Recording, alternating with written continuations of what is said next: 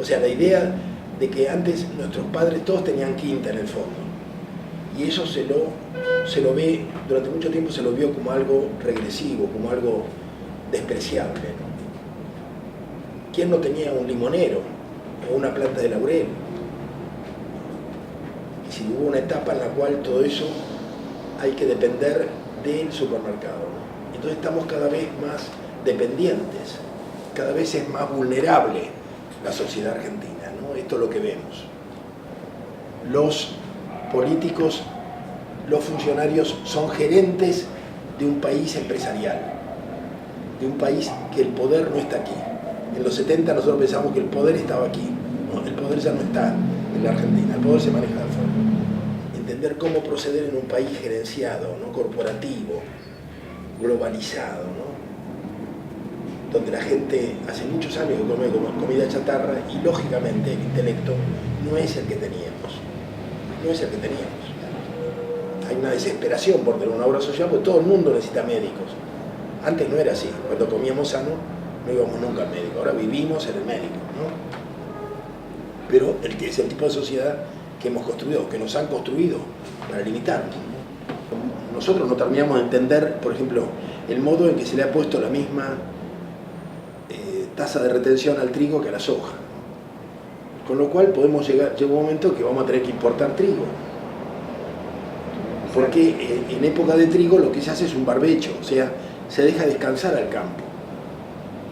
Lo que pasa es que no se lo deja descansar, sino que como tiene soja guacha, que es resistente al Roundup, lo que se hace se echa 2,4-D. Entonces en invierno, si ustedes han viajado por el interior, han visto los campos marrones. Bueno, están en barbecho, se les llama barbecho químico, porque le echan 2,4-D, que es un veneno terrible, mata hasta las lombrices. Entonces, ¿cuándo se podría estar haciendo trigo? Bueno, este tipo de cosas a veces uno no termina de entender, porque hay mucho de desconocimiento.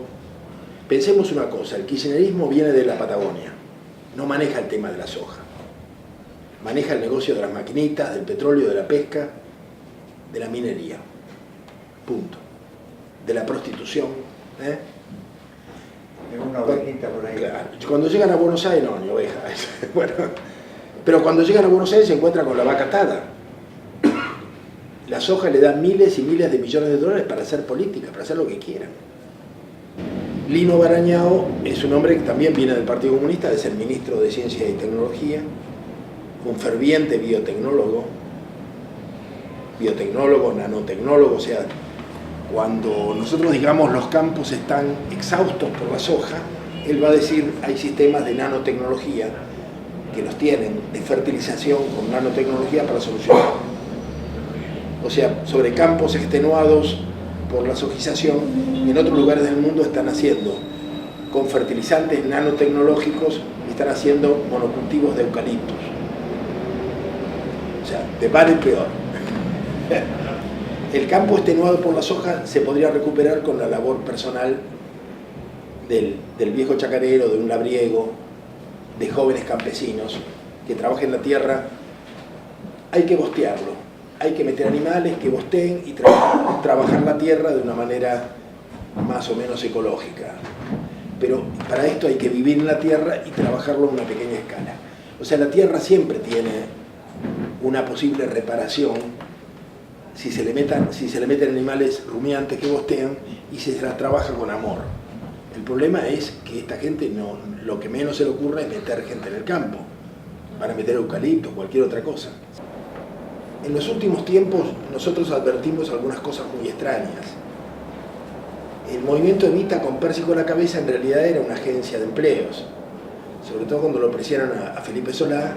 Felipe Solá lo nombra en el gabinete a Pérsico y Pérsico empieza a nombrar gente a lo loco y ahí lo incorpora el Chino Navarro, que es otro personaje siniestro, y ahí se forma una dupla de abuso de gente, que digamos que asegura puestos. Hay un momento en que eso cambia, hace poco tiempo alguien que planifica cosas y que no sabemos quién es, ha determinado, quizá ante el fracaso de la Cámpora, que el movimiento Evita pase al frente. Entonces hay gente ahora muy capaz que la conduce, como el profesor Enrique Martínez, como Jorge Tayana, muchas veces aparece Zaffaroni también. Y lo último es que el MOCASE y la Vía Campesina Argentina, o sea, el MNCI, se presentan como la rama campesina del movimiento Evita. Entonces, parece ser bastante serio esto que están armando, bastante serio y siniestro, porque coincide con lo que usted me dice, ¿no? de armar un centro en Santiago del Estero, que es el interés que ellos tienen en esa provincia. Están armando una universidad campesina en Ojo de Agua, de la cual sería rector Estrapazón. Esto es sorprendente, pero bueno, él se titula rector. Es una maravilla. Este país da para todo, ¿no? Realmente da para todo.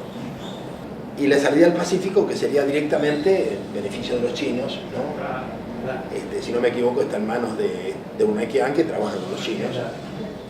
Urnequian y de Franco Macri. Y de Franco Macri, que trabajan con los chinos. Como era muy costoso trasladar las vacas argentinas a China, llevan los óvulos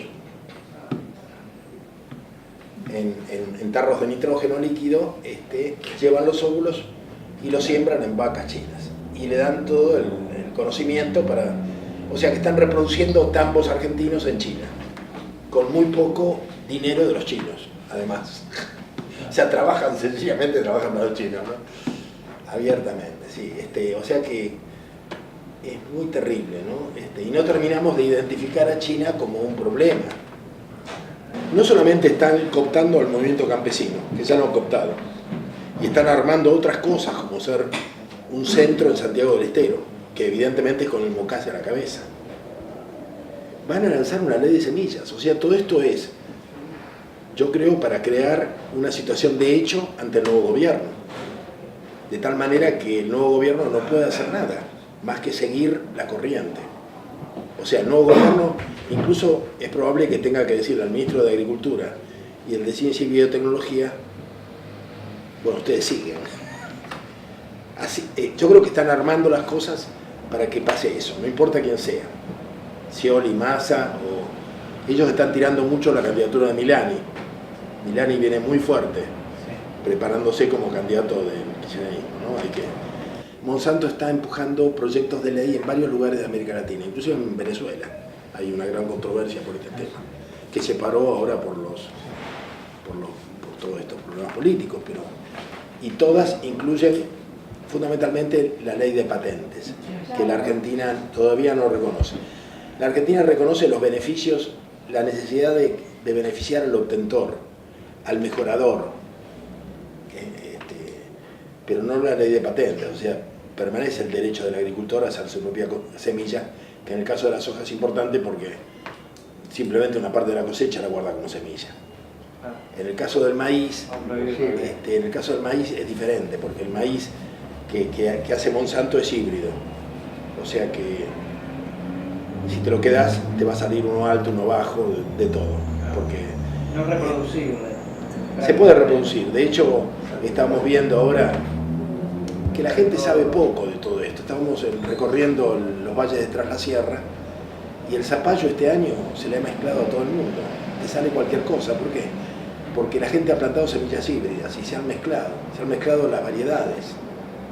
Estoy hablando incluso de pequeños productores preocupados por la agroecología, quieren todo mezclado. Yo también lo tengo en casa. ¿Cómo es una semilla híbrida? Cuando vos ves en la feria, cuando ves esos zapallos, esos anquitos, que uno parece una banana, el otro medio redondo, y eso porque plantó la semilla híbrida. Es decir, porque el híbrido es para una sola oportunidad. Entonces ahí, en realidad, muchas veces nos preguntamos, porque aquí hay mucho misterio, nos preguntamos hasta dónde Monsanto quiere la ley de patentes, si está vendiendo híbridos. El productor tiene que ir cada año y comprarle. No necesita la patente. ¿Se Porque ya entiende? retiene con la semilla. ¿Cómo? Porque ya retiene con la semilla, con la semilla sino por una sola vez. Claro. Para que haya una patente ya la semilla... Claro, si vos se la tenés que comprar cada año. Nosotros particularmente consideramos lo hemos discutido bastante con Carrasco, con otros compañeros. En general nos inclinamos a pensar que es una pelea que no se puede ganar en discusiones científicas, ¿se entiende? Porque siempre va a salir un libro que dice otra cosa, bueno.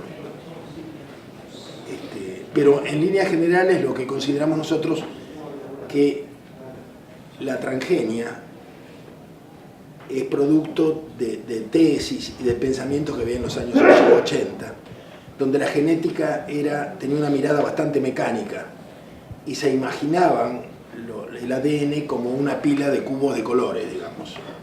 Un cubo de colores, yo puedo meterle otro cubo aquí y cambio los colores, bueno, o saco un cubo de aquí y lo pongo en otro lado. Bueno, con esa idea se comenzó a hacer transgenia. En los años 80, han pasado 30 años.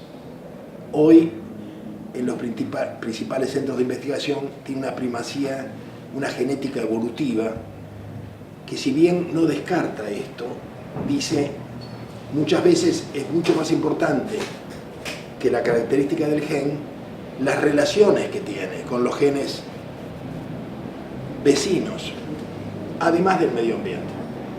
Entonces, lo que me dicen algunos científicos, la teoría en que se basan los transgénicos está obsoleta, es anacrónica y ya no corresponde. Ahora, el mundo se llenó de transgénicos y nadie sabe dónde cayó el transgén de la soja, porque no hay dos semillas iguales, porque son bombardeadas con partículas de oro a través de un microcañón y no se lo ve con el ojo humano. Entonces no se sabe en qué lugar del ADN cayó el transgén. Y por eso estamos en la etapa de la absoluta incertidumbre. Entonces, ¿qué pasa? Lula gana en todo Brasil, con una dirigencia de Río Grande do Sul, pierde en Río Grande do Sul. ¿Por qué? Porque quemaron campo, porque quisieron ver la cosa de los transgénicos como una cosa política, como la quiso ver Evo cuando dijo que los que comían se hacían maricones, y todo el mundo se puso en contra, porque no entiende de qué está hablando. Es una actitud oportunista, sin ser ecologista, tratar de hablar de esto para hacer política barata. Entonces pagan un precio nuestros políticos por esto. ¿Qué pasa? Lula se encuentra con una ley que prohíbe los transgénicos y tiene 40 millones de toneladas de soja transgénica. Entonces saca una ley excepcional, dice, por este año se vende soja transgénica. Al año siguiente tenía 150 millones y no la pudo parar. Pero después le gusta, igual que a Néstor. Después le gustó el negocio. Entonces, ¿qué pasa? No solamente viajó con Maggi ahora a Cuba, sino que puso al frente de la FAO a un hombre excepcional del Partido de los Trabajadores y a la vez de los agronegocios, que se llama Da Silva.